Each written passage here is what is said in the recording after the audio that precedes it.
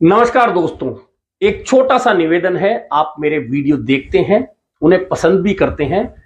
एक छोटा सा निवेदन यह है कि आप पूरा वीडियो देखने के बाद में अगर अपने सुझाव भी कमेंट बॉक्स में लिखेंगे तो कुछ सुधार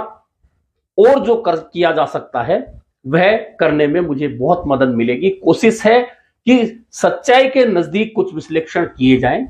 और इसी प्रयास के लिए आपके सुझाव आमंत्रित हैं।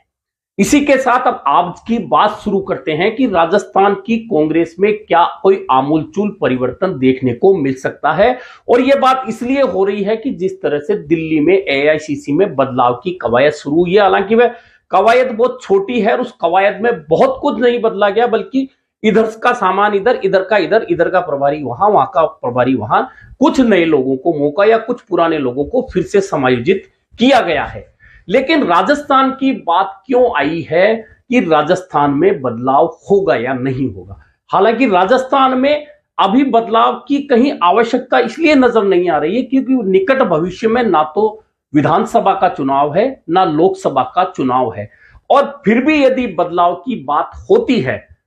तो फिर आखिरकार पिछले दिनों प्रदेश कांग्रेस के अध्यक्ष गोविंद सिंह डोटासरा, नेता प्रतिपक्ष टीकाराम जूली और राजस्थान के प्रभारी सुखजिंदर सिंह रंधावा राहुल गांधी से जो मिलकर आए थे, उस मिलने के बाद में जो कवायद गोविंद सिंह डोटासरा ने शुरू की है उसका क्या मतलब रह जाएगा। यानी कि संकेत तो बहुत स्पष्ट है कि गोविंद सिंह डोटासरा फिलहाल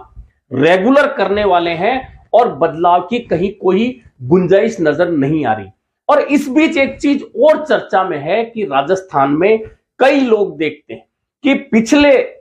जो 10 साल का समय गया है उसमें से खास तौर पर 5 साल सरकार का समय, उसमें राजस्थान में 2 गुट खड़े हो गए स्पष्ट रूप से। एक सचिन पायलट गुट, एक अशोक गहलोत गुट। अब कहने को दोनों नेता कहे कि सब एक है, मंचों पे भी यही कहा गया, लेकिन असल बात यही है कि स्पष्ट रूप से राजस्थान में 2 गुट बने हुए हैं। अब अगर उन 2 गुट में से किसी एक नेता को राजस्थान में बढ़ाया जाता है तो क्या दूसरा गुट चुप रहेगा? अशोक गहलोत को आगे बढ़ाया जाता है राजस्थान में, या उनकी पसंद को तो सचिन पायलट खेमा निश्चित तौर पर विरोध के स्वर बुलंद करेगा, भले ही वह दबी जबान में हो। और सचिन पायलट को मौका दिया जाता है तो अशोक गहलोत के समर्थक कैसे मंजूर करेंगे? ऐसे में क्या कांग्रेस किसी नए चेहरे को 2028 से पहले तैयार करने की तैयारी में है? और इन तमाम कवायदों के बीच में कुछ चेहरों को दिल्ली अपनी नजर में रखे हुए हैं। अब वो चेहरा कौन होगा, कब होगा, सामने कब आएगा, कब कमान संभालेगा, ये सब अभी भविष्य की चर्चा है। लेकिन फिलहाल जो लगता है वहां कहीं भी राजस्थान कांग्रेस में बदलाव की स्थिति नजर नहीं आती। और नजर इसलिए नहीं आती कि प्रदेश कांग्रेस के अध्यक्ष गोविंद सिंह डोटासरा ने पिछले दिनों से जो कवायद शुरू की है दिल्ली से आने के बाद, उसके बाद में यह सब चीजें स्पष्ट है कि गोविंद सिंह डोटासरा फिलहाल हो सकता है कि उन्हें निगम चुनाव, स्थानीय निकाय चुनाव, पंचायत चुनाव तक रेगुलर रखा जाए और अगर बेहतर परिणाम आते हैं तो उसके बाद उनका भविष्य तय किया जाए। फिलहाल तो जो कवायद चल रही है गोविंद सिंह डोटासरा की, उन्होंने एक नई कवायद शुरू की है और उस नई कवायद में यह शुरू किया है कि बिना चुनावी तैयारियों के, ना विधानसभा चुनाव जल्दी है ना लोकसभा चुनाव जल्दी है, इसके बावजूद प्रदेश कांग्रेस के अध्यक्ष गोविंद सिंह डोटासरा ने राजस्थान के 200 विधानसभा क्षेत्रों के प्रभारी नियुक्त करके उन्हें अगले 25 दिन में वहां जाकर संगठन के स्तर पर पूरी एक किताब तैयार करने के लिए, रिपोर्ट तैयार करने के लिए कह दिया है। और उस रिपोर्ट में मंडल अध्यक्ष से लेकर प्रदेश तक के नेताओं का पूरा चिट्ठा तैयार करके लाना है कि आखिरकार उस क्षेत्र में, उस मंडल में, उस ब्लॉक में पार्टी संगठन की क्या स्थिति है, पार्टी संगठन कितना बीमार है, पार्टी संगठन स्वस्थ है, क्या वहां के नेता सक्रिय हैं, क्या वहां के नेता निष्क्रिय हैं, ये तमाम रिपोर्टें तैयार करके उन प्रभारियों को लानी है। और राजस्थान में ये पहली बार मौका देख रहा हूं जब बिना किसी चुनावी तैयारियों के विधानसभा वार प्रभारी नियुक्त किए गए हैं। इतना ही नहीं, पहली बार यह भी हुआ है कि मंडल अध्यक्षों को सीधे प्रदेश कांग्रेस से सोशल मीडिया के माध्यम से जोड़ दिया गया। ये इसलिए किया गया है ताकि प्रदेश कांग्रेस से निरंतर संपर्क मंडल अध्यक्षों का बना रहे और उन्हें यह ना लगे कि प्रदेश कांग्रेस के लिए वे काम कर रहे हैं लेकिन उन्हें उतनी तवज्जो नहीं मिलती जैसा कि अधिकांश मंडल अध्यक्षों को शिकायत रहती है, ब्लॉक अध्यक्षों को शिकायत रहती है। कुल मिलाकर ये जो 200 विधानसभा प्रभारी लगाए गए हैं, कहा जा रहा है कि मुख्य मकसद यह है कि जो लोग पदाधिकारी बन जाते हैं लेकिन काम नहीं करते, पार्टी वहां निष्क्रिय हो जाती है, उसका नुकसान क्षेत्र में पार्टी को मिलता है। ऐसे में गोविंद सिंह डोटासरा ने ये जो कवायद की है वह इसलिए की है कि निचले स्तर से लेकर प्रदेश स्तर तक जितने भी पदाधिकारी हैं जो काम नहीं कर रहे हैं उन्हें सीधे घर का रास्ता दिखा दिया जाए और जो काम कर रहे हैं लेकिन पार्टी में पद नहीं मिल पाया है ऐसे सक्रिय लोगों को मौका दिया जा सके। और वैसे भी चूंकि अब निकाय और पंचायत चुनाव के लिए परिसीमन की प्रक्रिया शुरू हो चुकी है और यह प्रक्रिया अगले 4-5 महीने में पूरी होनी है, उसके बाद में वन स्टेट वन इलेक्शन जो राजस्थान की भाजपा सरकार कराना चाहती है वह होंगे। ऐसे में उससे पहले ही प्रदेश कांग्रेस ने 200 विधानसभा प्रभारी बनाकर अपनी तैयारियां भी शुरू कर दी है ताकि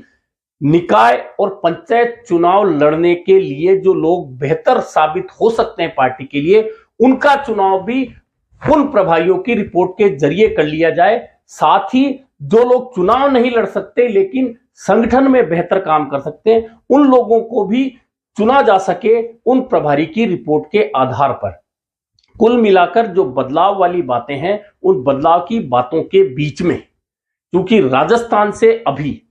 3 नेता ऐसे हैं जो एआईसीसी में काम कर रहे हैं, जिनमें हरीश चौधरी पंजाब के प्रभारी थे, अब मध्य प्रदेश के प्रभारी बन गए हैं, सचिन पायलट महासचिव हैं और छत्तीसगढ़ के प्रभारी हैं, भंवर जितेंद्र जो 10 जनपद और गांधी परिवार के बेहद नजदीकी हैं और हमेशा दिल्ली की राजनीति में सक्रिय रहते हैं एआईसीसी में, वे भी प्रभारी बने हुए हैं। ऐसे में अब आगे जाकर और किनका नंबर आ सकता है,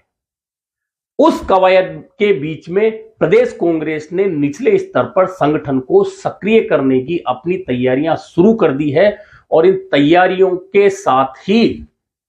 उन निष्क्रिय पदाधिकारियों को एक तरह से चेतावनी भी देती गई है। मंडल अध्यक्ष, मंडल पदाधिकारी, ब्लॉक अध्यक्षों से लेकर जिला अध्यक्ष और प्रदेश पदाधिकारियों तक कि यदि वे संगठन में पद लेने के बावजूद काम नहीं कर रहे तो पार्टी संगठन को उनकी कतई कोई आवश्यकता नहीं है और जो काम कर रहे हैं उनका प्रदेश कांग्रेस में स्वागत है। इस स्लोगन के साथ में प्रदेश प्रभारियों को 200 विधानसभा क्षेत्रों का टारगेट दे दिया गया है। अब यह कवायद कितनी सफल होगी और कितने प्रभारी सफलतापूर्वक प्रदेश कांग्रेस और पार्टी संगठन की इच्छा अनुसार काम करके अपनी रिपोर्ट तैयार करके प्रदेश कांग्रेस को सौंपते हैं और कितने पदाधिकारी इस कवायद में भी फेल होकर बाहर हो जाते हैं। इसके अलावा प्रभारी बनाने का एक बड़ा कारण यह भी है कि गोविंद सिंह डोटासरा प्रदेश स्तर पर 200 विधानसभा क्षेत्रों में जिन प्रभारियों को भेज रहे हैं उनमें जो प्रभारी बेहतर तरीके से काम करेगा उनसे संगठन के कुछ नए नेता भी उभर कर सामने आएंगे। अब देखना यह है कि प्रदेश कांग्रेस की ओर से शुरू की गई यह कवायद कांग्रेस के लिए कितनी फायदेमंद साबित होने वाली है निकाय और पंचायत चुनाव में। फिलहाल अगले 25 दिन संगठन के कई लोगों को भारी पड़ सकते हैं जो पद लेने के बाद में निष्क्रिय होकर बैठ जाते हैं और कुछ लोगों के लिए फायदेमंद हो सकता है जो सक्रिय रहते हैं लेकिन पद प्राप्त नहीं कर पाते। इस कवायद के अंदर बहुत सारे लोगों को मौका मिल सकता है संगठन में आने का। कुल मिलाकर प्रदेश कांग्रेस के अध्यक्ष गोविंद सिंह डोटासरा ने लंबे समय बाद एक अच्छी कवायद शुरू की है। अब कवायद क्या सिरे पर जाकर मंजिल तक पहुंचती है यह देखना महत्वपूर्ण होने वाला है। अभी के लिए इतना ही, फिर मिलेंगे नए मुद्दे पर चर्चा के साथ।